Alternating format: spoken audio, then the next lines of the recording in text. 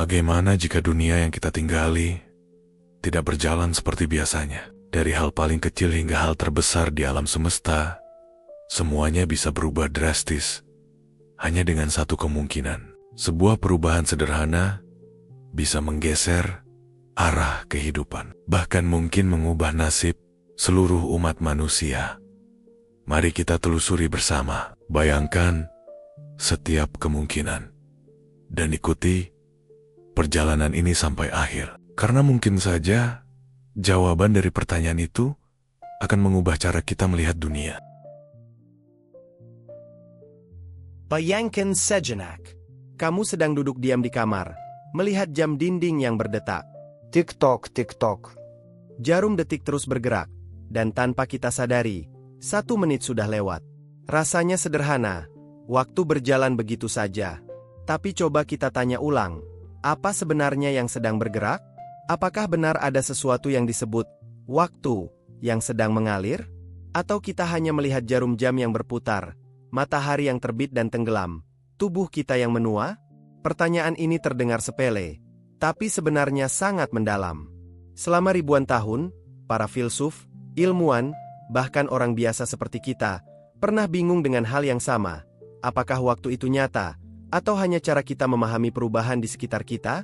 Kalau dipikir-pikir, hampir seluruh hidup kita bergantung pada waktu. Kita lahir, tumbuh, belajar, bekerja, lalu menua. Kita sering bilang, "Aduh, waktuku habis," atau "Waktu cepat sekali berlalu." Tapi benarkah waktu itu sesuatu yang bisa habis? Atau jangan-jangan kita hanya sedang menyebut perubahan yang terjadi di alam ini dengan nama lain, waktu. Mari kita bayangkan sebuah eksperimen sederhana. Misalnya, semua jam di dunia tiba-tiba berhenti. Tidak ada lagi kalender, tidak ada lagi angka yang menunjukkan tanggal, tidak ada lagi hitungan menit dan detik. Pertanyaannya, apakah waktu benar-benar berhenti juga? Atau bumi tetap berputar, manusia tetap bergerak, bunga tetap mekar? Hanya saja kita tidak lagi punya alat untuk mengukurnya? Nah, di sinilah misterinya. Kita hidup dalam sesuatu yang kita sebut waktu, tapi kita sendiri tidak pernah benar-benar tahu apa itu waktu.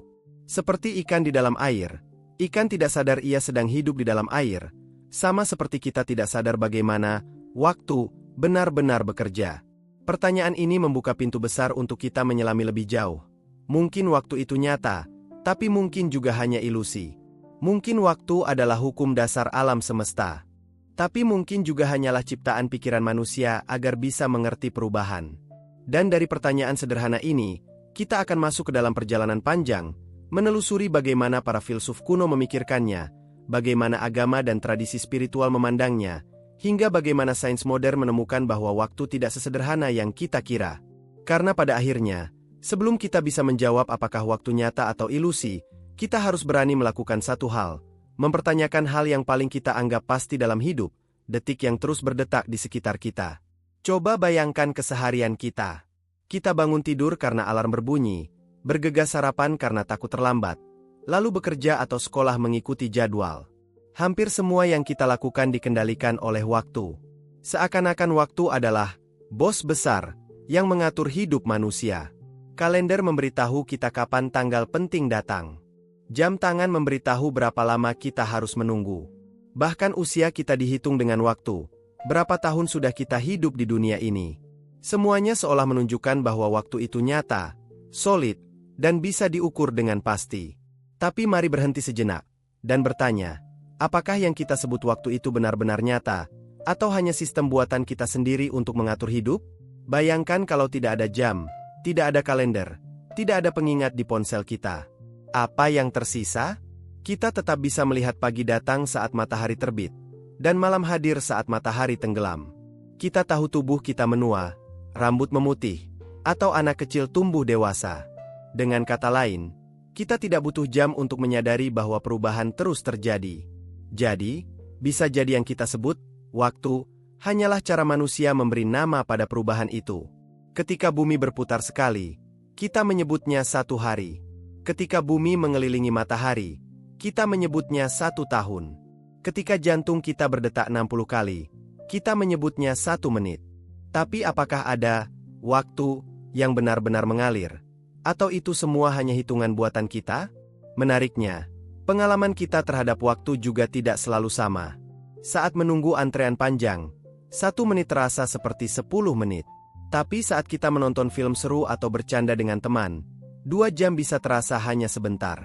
Jadi, waktu bukan hanya soal jam dan kalender, tapi juga tentang bagaimana kita merasakannya. Hal ini membuat banyak orang mulai curiga. Kalau waktu memang nyata, mengapa ia bisa terasa berbeda tergantung pada situasi? Apakah waktu benar-benar berjalan stabil, atau hanya persepsi yang dibentuk oleh otak kita? Disinilah misteri waktu makin terasa. Di satu sisi, kita hidup dalam dunia yang sepenuhnya diatur oleh jam, kalender, dan jadwal. Di sisi lain, pengalaman batin kita menunjukkan bahwa waktu itu lentur, bisa terasa cepat atau lambat. Pertanyaan ini membawa kita ke tahap berikutnya. Sebelum sains modern bicara soal relativitas Einstein, sebelum psikologi mengulik cara otak memandang waktu, ternyata para filsuf kuno sudah lebih dulu menanyakan hal yang sama. Mereka bertanya, jika tidak ada perubahan, apakah waktu tetap ada? Sebelum ada jam dinding, kalender digital, atau teori fisika modern, manusia sudah lama bertanya-tanya, apa sebenarnya waktu itu? Mari kita mundur ribuan tahun ke masa Yunani kuno. Di sana, para filsuf mencoba memahami dunia hanya dengan berpikir dan mengamati. Mereka tidak punya teleskop super canggih atau eksperimen kuantum. Tapi dari pemikiran sederhana mereka, lahirlah pertanyaan-pertanyaan besar yang sampai sekarang masih kita diskusikan. Salah satu tokoh penting adalah Aristoteles. Ia punya pandangan menarik. Menurutnya, waktu bukanlah sesuatu yang ada dengan sendirinya, melainkan hanya ukuran dari perubahan. Artinya begini, kalau tidak ada sesuatu yang bergerak, tidak ada sesuatu yang berubah, maka tidak ada yang bisa kita sebut waktu. Bayangkan sebuah dunia yang benar-benar beku. Tidak ada angin, tidak ada suara, tidak ada benda yang bergerak. Semua diam, tanpa perubahan. Dalam dunia seperti itu, apa yang kita sebut 1 menit? Atau 1 jam? Tidak ada. Karena tanpa perubahan, tidak ada cara untuk mengukur waktu. Aristoteles percaya bahwa waktu selalu terkait dengan gerakan dan perubahan. Jadi, waktu bukanlah sesuatu yang nyata berdiri sendiri, melainkan hanya cara kita menggambarkan perbedaan antara sebelum dan sesudah. Namun, tidak semua filsuf setuju. Ada Parmenides, filsuf Yunani lainnya, yang berpendapat lebih radikal. Perubahan itu sendiri hanyalah ilusi. Kalau perubahan tidak nyata, maka waktu pun ilusi total. Menurutnya, realitas sejati itu statis, tidak berubah. Jadi ketika kita merasa ada masa lalu, sekarang, dan masa depan, itu hanyalah persepsi manusia. Sebaliknya, ada juga Herakleitos, yang terkenal dengan kalimatnya, kamu tidak bisa mandi 2 kali di sungai yang sama. Maksudnya, segala sesuatu selalu berubah, selalu mengalir. Dan jika perubahan adalah inti dari kenyataan, maka waktu adalah bagian tak terpisahkan dari kehidupan. Tanpa waktu, tidak ada aliran kehidupan. Pandangan-pandangan ini menunjukkan betapa sulitnya mendefinisikan waktu. Bahkan ribuan tahun lalu, sebelum ada teori relativitas, para pemikir sudah menyadari bahwa waktu itu aneh. Ia terasa nyata, tapi sulit dibuktikan keberadaannya. Ia mengatur hidup, tapi mungkin hanyalah ukuran buatan kita. Yang menarik, ide-ide dari filsafat kuno ini masih relevan sampai sekarang. Konsep waktu sebagai ukuran perubahan sangat mirip dengan bagaimana kita memahami waktu sehari-hari. Kita melihat jam, bukan karena waktu itu ada secara fisik, tapi karena ada jarum jam yang bergerak. Filsafat kuno membuka jalan. Jika kita ingin memahami waktu, kita harus berani bertanya dari dasar. Apakah waktu itu sesuatu yang benar-benar ada di luar sana? Atau hanya cara kita memaknai gerakan dan perubahan di sekitar kita? Dan dari pemikiran kuno ini, perjalanan kita akan berlanjut ke bab berikutnya. Bagaimana agama dan tradisi spiritual melihat waktu. Menariknya, pandangan mereka berbeda jauh dari filsuf, bahkan lebih berani. Bagi banyak tradisi spiritual, waktu tidak berjalan lurus, tapi melingkar, berulang, dan tak pernah benar-benar berakhir. Setelah melihat bagaimana para filsuf kuno mencoba memahami waktu lewat logika dan akal, mari kita beralih ke dunia yang berbeda, pandangan religius dan spiritual. Di banyak tradisi, waktu bukan hanya soal jam, kalender, atau perubahan fisik. Waktu dipandang sebagai sesuatu yang sakral, penuh makna, dan seringkali tidak berjalan lurus. Coba kita mulai dari timur. Dalam ajaran Hindu dan Buddha, waktu dipahami sebagai siklus. Ada kelahiran, ada kehidupan, ada kematian, lalu ada kelahiran kembali. Semua itu berulang tanpa akhir, dalam lingkaran besar yang disebut samsara. Bagi mereka, waktu tidak pernah benar-benar berhenti atau bergerak maju seperti garis lurus, melainkan berputar, seperti roda yang terus berputar tanpa ujung. Bayangkan sebuah jam bundar. Jarumnya berputar, selalu kembali ke angka yang sama. Begitu juga dengan konsep waktu di sini, bukan bergerak ke depan, tapi berulang dalam siklus. Berbeda dengan tradisi timur, dalam agama Abrahamik seperti Islam, Kristen, dan Yahudi, waktu sering dipandang linear. Ada awal, saat penciptaan. Ada masa sekarang, kehidupan manusia. Dan akan ada akhir, hari kiamat, atau kehidupan setelah kematian. Dalam pandangan ini, waktu seperti sebuah cerita. Ada halaman pertama, ada jalan cerita, dan ada penutup. Tapi meskipun berbeda, kedua pandangan ini sama-sama melihat waktu bukan sekadar detik dan menit. Waktu adalah perjalanan spiritual. Dalam siklus, waktu mengajarkan kita bahwa hidup itu berulang, dan kita punya kesempatan untuk belajar dan memperbaiki diri di setiap putaran. Dalam garis lurus, waktu adalah ujian singkat, kesempatan sekali seumur hidup untuk menentukan kemana kita akan menuju setelahnya.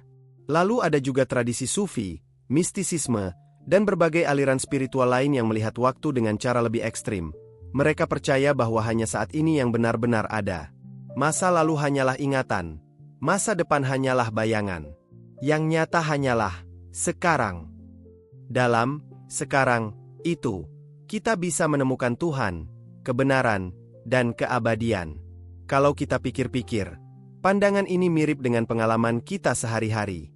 Bukankah masa lalu sudah tidak bisa kita sentuh, dan masa depan belum kita miliki?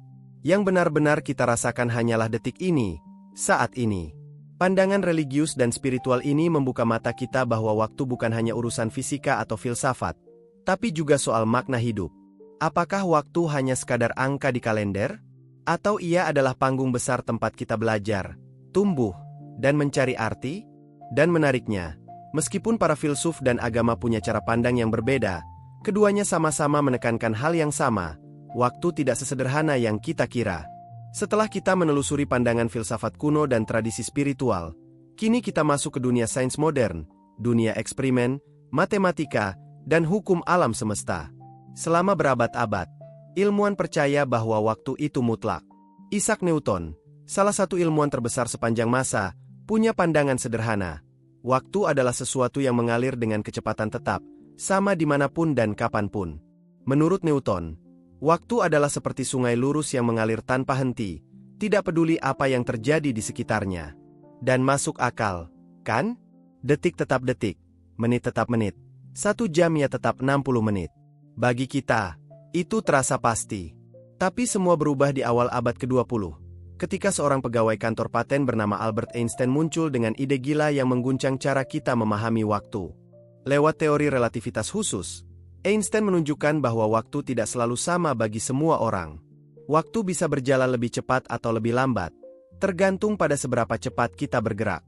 Bayangkan ada 2 saudara kembar. Yang satu tinggal di bumi, yang lain pergi keluar angkasa dengan roket super cepat, mendekati kecepatan cahaya. Saat si kembar kembali ke bumi, ia akan menemukan bahwa dirinya lebih muda daripada saudaranya yang tinggal di bumi. Fenomena ini disebut time dilation atau pelebaran waktu. Artinya, waktu bukanlah sesuatu yang mutlak, melainkan bisa melar, bisa berbeda, tergantung situasi. Lalu, lewat teori relativitas umum, Einstein membuat penemuan lebih mengejutkan. Gravitasi juga memengaruhi waktu. Semakin kuat gravitasi di suatu tempat, semakin lambat waktu berjalan di sana. Contohnya, di permukaan bumi, waktu berjalan sedikit lebih lambat dibandingkan di luar angkasa jauh dari gravitasi bumi. Bedanya kecil sekali, tapi bisa diukur dengan jam atom super presisi. Bahkan, sistem GPS di smartphone kita harus memperhitungkan efek relativitas ini.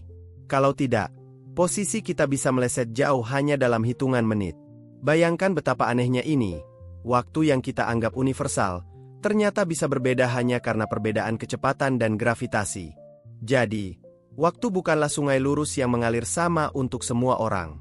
Waktu lebih mirip seperti kain elastis yang bisa melar, menekuk, dan berubah-ubah. Sains modern mengajarkan kita bahwa waktu adalah bagian dari sesuatu yang lebih besar, ruang waktu. Menurut Einstein, ruang dan waktu bukanlah dua hal yang terpisah, tapi satu kesatuan yang bisa melengkung dan berubah bentuk. Dan benda-benda besar seperti planet dan bintang bisa membengkokkan ruang waktu itu, sehingga waktu di dekatnya pun berjalan berbeda. Sekarang, mari kita berhenti sejenak dan merenung. Apa artinya semua ini bagi kita?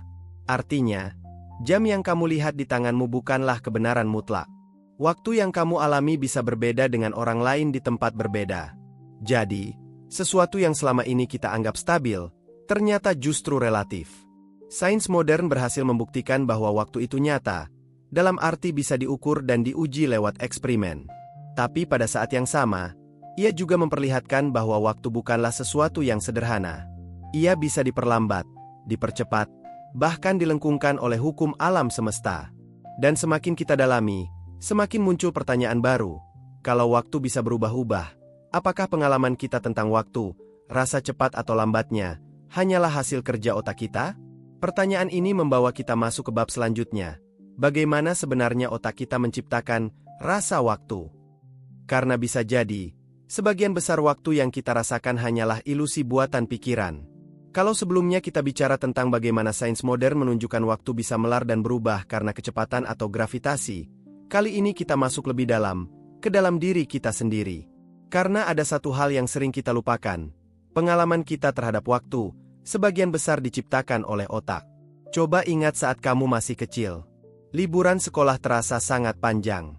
1 bulan bisa terasa seperti setahun. Tapi ketika kita sudah dewasa, 1 tahun bisa terasa hanya lewat begitu saja. Kenapa begitu? Apa waktu benar-benar berubah? Atau hanya cara otak kita yang menilainya? Psikologi punya jawabannya. Otak tidak punya jam internal yang benar-benar presisi seperti jam dinding.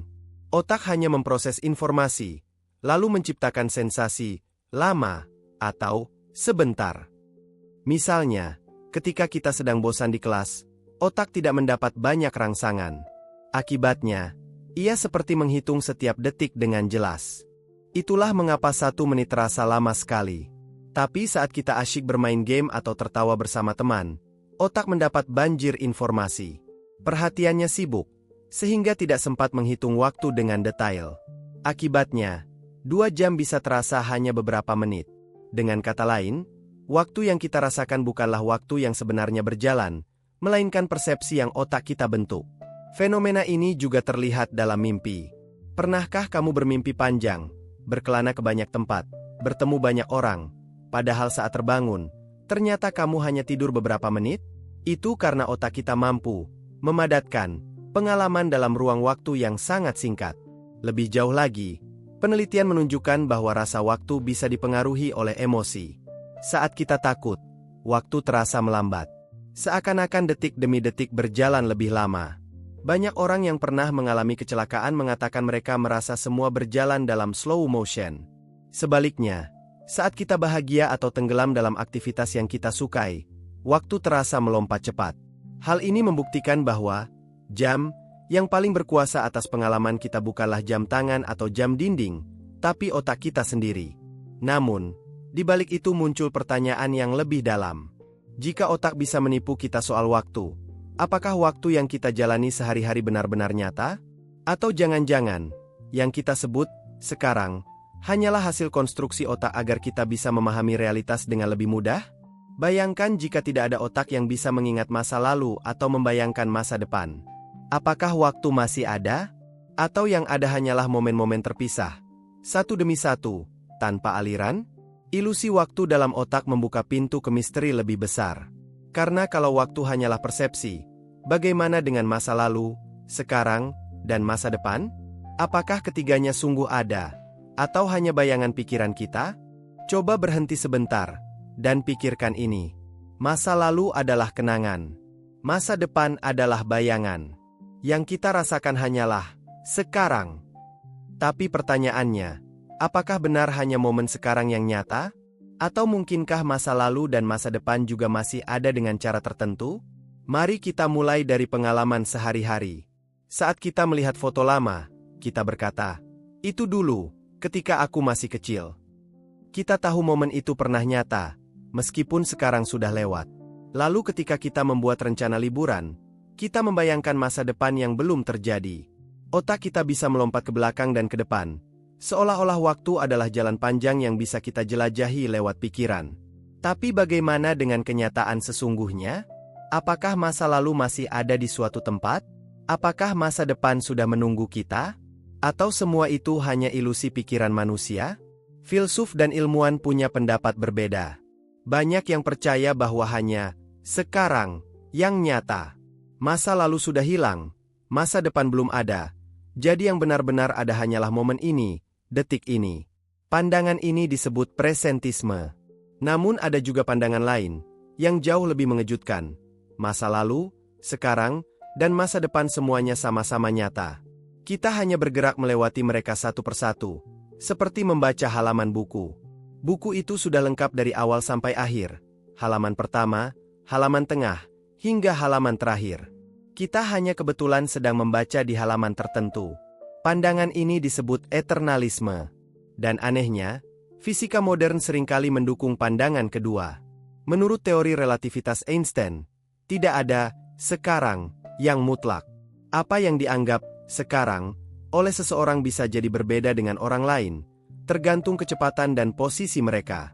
Ini artinya, konsep masa lalu dan masa depan tidak benar-benar hilang atau menunggu, melainkan bagian dari struktur besar yang disebut ruang waktu. Coba bayangkan semesta ini seperti sebuah film yang sudah selesai direkam. Semua adegan, awal, tengah, hingga akhir, sudah ada. Kita, sebagai penonton, hanya menonton adegan demi adegan, sehingga kita merasa film itu bergerak. Padahal sebenarnya seluruh film itu sudah lengkap dari awal. Kalau benar begitu, maka masa lalu tidak pernah benar-benar hilang, dan masa depan sudah ada, hanya kita belum sampai di sana. Pertanyaan ini tentu membingungkan, tapi juga membuka imajinasi. Kalau masa depan sudah ada, apakah itu berarti takdir kita sudah ditentukan? Atau kita masih bisa mengubahnya dengan pilihan kita? Dan jika masa lalu masih ada, mungkinkah suatu hari nanti kita bisa kembali ke sana, bukan hanya lewat kenangan, tapi benar-benar secara fisik? Inilah dilema besar tentang waktu. Di satu sisi, pengalaman kita mengatakan hanya sekarang yang nyata. Di sisi lain, sains dan teori kosmologi mengisyaratkan bahwa mungkin masa lalu, sekarang, dan masa depan semuanya sama-sama ada. Pertanyaan ini membawa kita pada sebuah gagasan radikal yang disebut block universe, atau alam semesta sebagai blok besar ruang waktu. Sebuah ide yang bisa membuat kita memandang waktu dengan cara yang benar-benar berbeda dari yang pernah kita bayangkan. Bayangkan sebentar. Kamu sedang melihat sebuah buku tebal. Di dalamnya ada ribuan halaman, penuh dengan cerita dari awal hingga akhir. Saat membaca, kamu hanya membuka satu halaman pada satu waktu. Tapi faktanya, semua halaman itu sudah ada, lengkap, dari halaman pertama sampai halaman terakhir. Nah, begitulah kira-kira gambaran dari teori block universe atau alam semesta blok.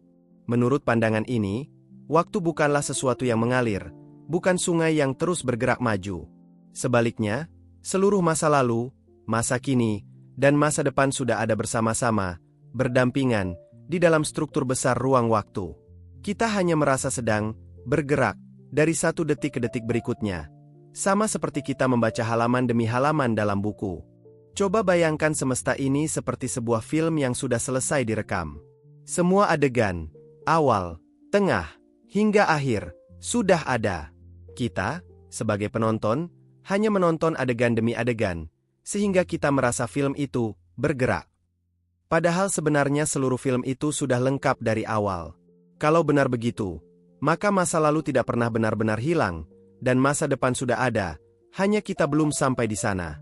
Pertanyaan ini tentu membingungkan, tapi juga membuka imajinasi. Kalau masa depan sudah ada, apakah itu berarti takdir kita sudah ditentukan? Atau kita masih bisa mengubahnya dengan pilihan kita?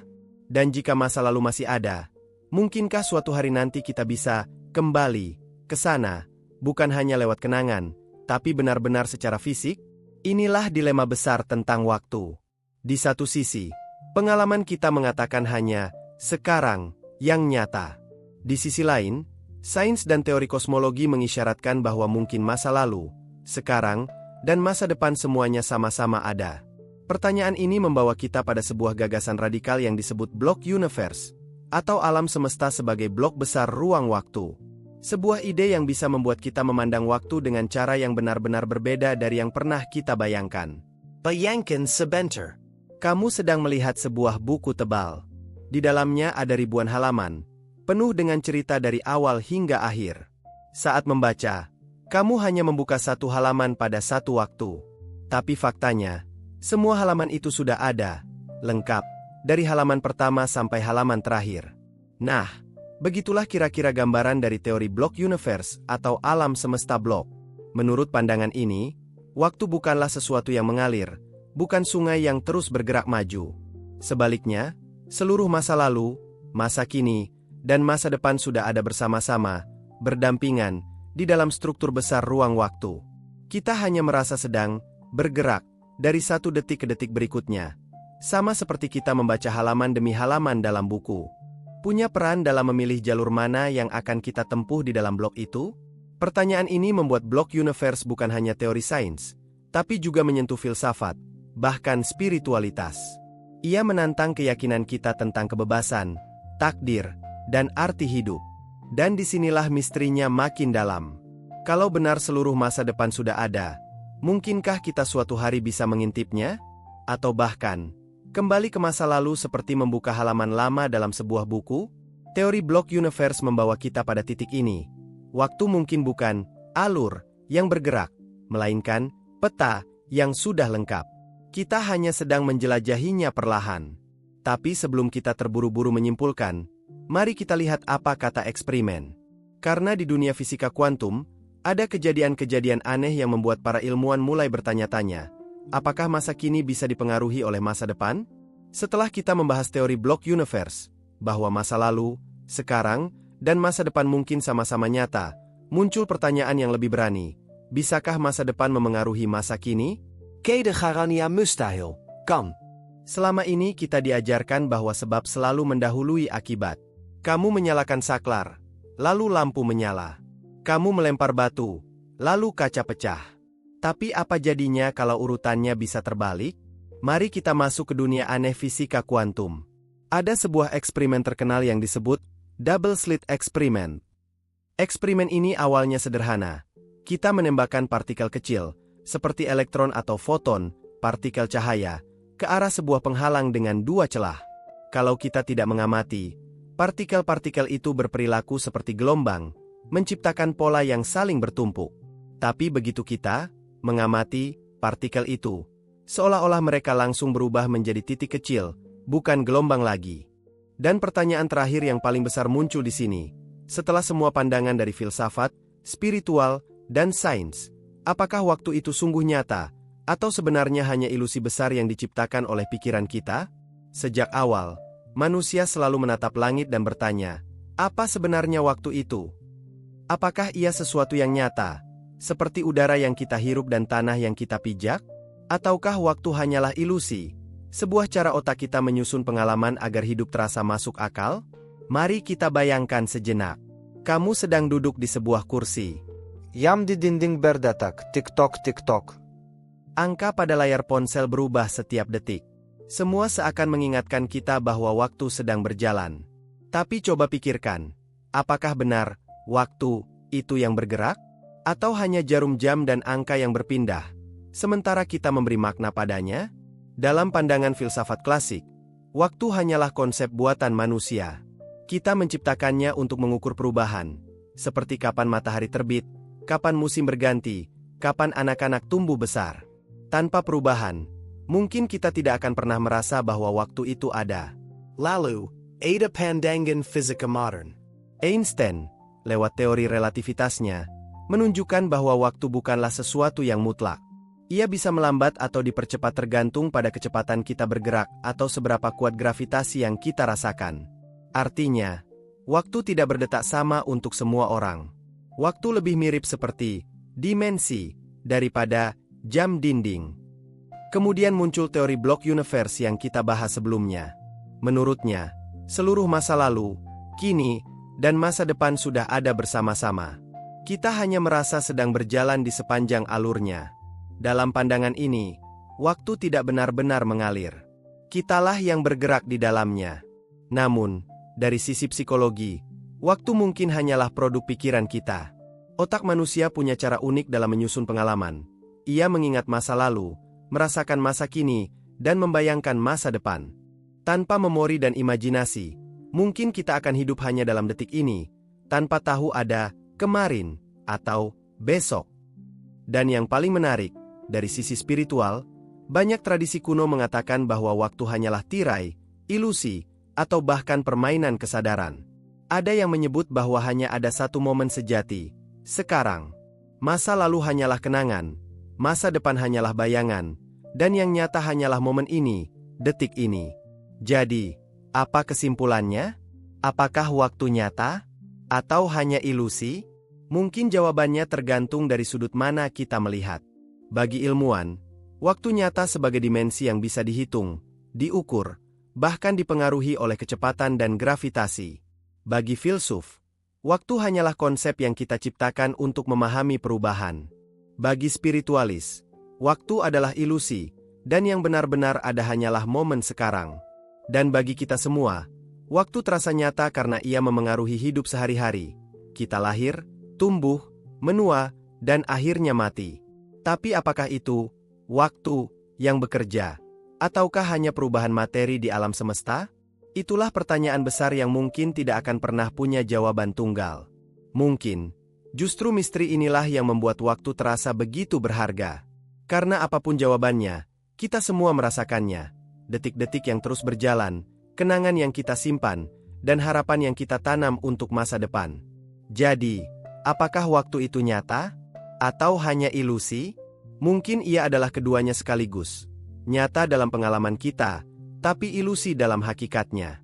Dan pada akhirnya, yang paling penting bukanlah apakah waktu itu nyata atau tidak, melainkan bagaimana kita memilih untuk mengisi waktu yang kita rasakan sekarang. Karena entah waktu itu sungguh ada atau hanya ilusi besar, satu hal yang pasti, momen ini adalah milikmu.